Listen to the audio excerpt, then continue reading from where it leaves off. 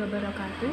Saya Nafiatul Istiqomah, anggota dari kelompok 10 mata kuliah bimbingan dan konseling dari kelas PAIF. Nah, saya dan rekan saya di sini akan menjelaskan tentang hasil diskusi kami, yaitu mengenai studi kasus permasalahan bullying pada siswa. Yang mana pada studi kasus ini kami mengambil dua subjek, yaitu yang pertama pelaku dari bullying itu sendiri dan juga yang kedua korban dari bullying itu sendiri. Nah, yang pertama, pelaku dari bullying ini berinisial FAW, yaitu merupakan sosok anak yang supel dan juga mudah bergaul, akan tetapi ia termasuk dari golongan anak-anak yang nakal dan juga ia suka membuat keributan dan juga ia tidak bisa mengontrol emosinya sendiri.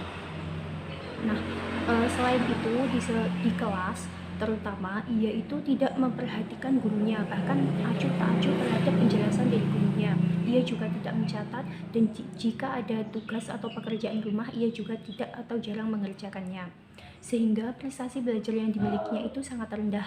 Berbeda dengan korban dari bullyingnya, yaitu ia merupakan sosok anak yang supel dan juga mudah bergaul. Nah, FAW ini merupakan salah satu teman dari korban dari bullying itu sendiri yang berinisial SS. Nah, SS ini merupakan sosok anak yang rajin belajar. Dia di dalam kelas itu sangat memperhatikan penjelasan dari gurunya sehingga prestasi belajarnya itu termasuk tinggi. Nah, SS ini menjadi korban bullying dari FAW ini karena dia memiliki kondisi fisik yang sedikit berbeda dari teman-temannya. Nah, hal ini dimanfaatkan oleh FAW untuk membuli SS ini, akan tetapi karena masih remaja sehingga ia berpikir bahwa bulian yang dilakukan oleh FAW ini tidak berarti apa-apa. Namun untuk dari segi psikologisnya menurut kami itu ada sedikit dampak dari bullying itu.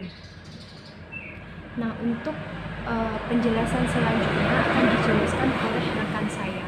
Terima kasih. Selanjutnya saya akan menjelaskan mengenai konsep dasar bullying. Yang pertama yaitu pengertian. Sejak tahun 1970 sudah dikenal istilah kekerasan di kalangan pelajar yang disebut dengan bullying. Bullying sendiri dapat diartikan sebagai suatu perilaku agresif atau negatif yang dilakukan dengan sengaja oleh seseorang atau kelompok kepada orang lain. Yang kedua yaitu teori-teori bullying. Yang pertama, menurut Komisi Nasional Pendidikan Anak, bullying adalah kekerasan fisik dan psikologis berjangka panjang yang dilakukan oleh seseorang atau kelompok kepada orang lain yang tidak mampu mempertahankan dirinya.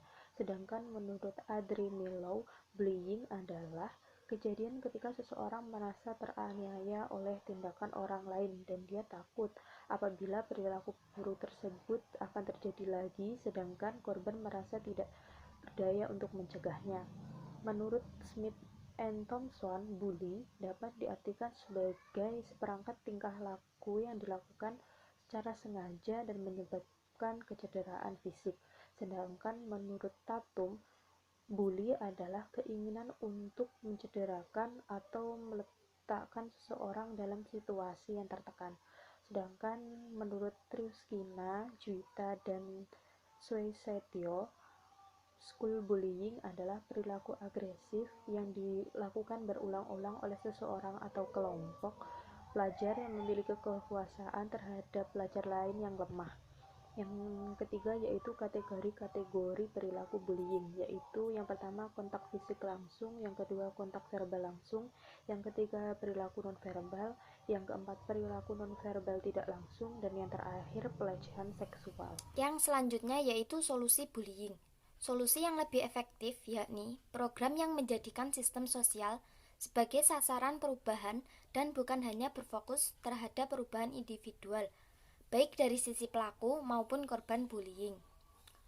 Bullying akan dapat dikurangi secara signifikan apabila sistem tempat di mana bullying tersebut muncul tidak memberikan imbalan apapun dan justru memberikan denda atau hukuman setiap kali perilaku bullying muncul. Keberhasilan penanganan bullying tergantung pada komitmen semua pihak untuk melaksanakan program anti-bullying tersebut. Bahkan, Akan lebih baik jika semenjak dini ditanamkan komitmen untuk menciptakan lingkungan keluarga dan lingkungan sekolah yang anti-bullying, serta menjunjung tinggi nilai-nilai dan sikap-sikap positif terhadap diri sendiri dan orang lain, sehingga kasus-kasus bullying bukan hanya bisa ditanggulangi, namun juga kemungkinan untuk kita cegah.